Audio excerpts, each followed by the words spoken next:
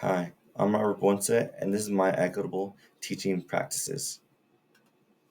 So, what exactly are equitable teaching practices? Well, it's being able to teach all students in a classroom and helping them reach their full potential in the subject being taught. And this is made possible by being able to recognize those learning barriers in the classroom and accommodating to each of them for each of the students. And to achieve this, we're going to go over three big main ideas. The first idea being culturally relevant pedagogy, growth mindset and fixed mindset, and then development of mathematics identity. So, for culturally relevant pedagogy, it's to have a classroom embrace the culture each student holds and apply what they know to build upon their understanding and to bring them a sense of belonging. So, an example of when this can occur in a class is maybe you see a student who's very active in their church.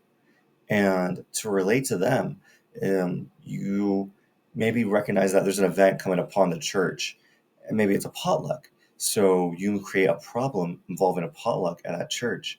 And so that child that has this church background now feels a little more, welcome into the classroom. And then other students may also find out more about the student as well and welcome them as well.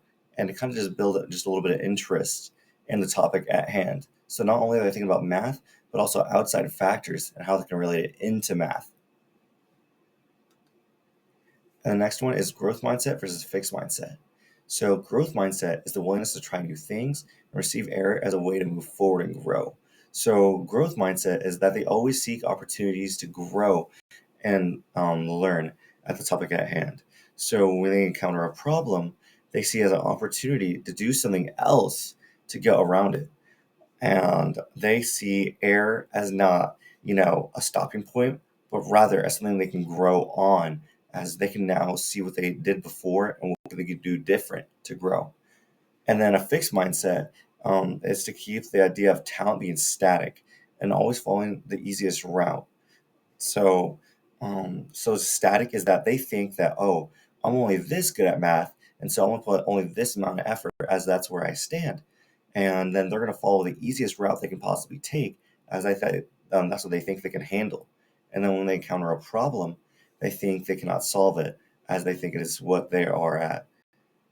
So it's just good to lean more towards that growth mindset and kind of help nurture these students and help them reach that growth mindset. As a teacher, you're showing that there's a different way to go about things, and that error is a mother of success. And then the next slide is development of mathematics identity. And so math identity is defined how students perceive themselves in their math life, affecting how they participate in a classroom. So math identity is kind of like where they see themselves in their math journey. So some students may see this as their opportunity to think, oh, I'm great at math, and I'll help them carry themselves along so they'll be social in class asking questions and they'll also perform well.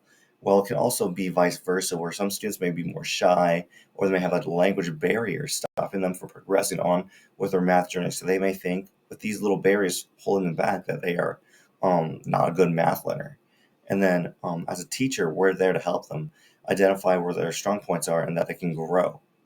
And then when they're in a group, they perform a collective mathematical agency. And then this group allows different people to come out with different ideas and talk. So then they're not scared to reach out and say these new ideas as they're not solving by themselves, but as a group.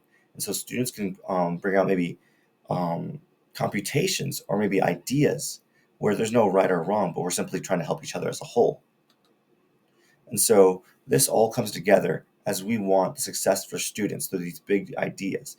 Is that when a teacher is able to cater to each of these needs of a classroom with these three ideas, they'll have created a good learning environment, and students will be able to bring down those barriers that they faced and overcome them, allowing them to grow to their fullest potential.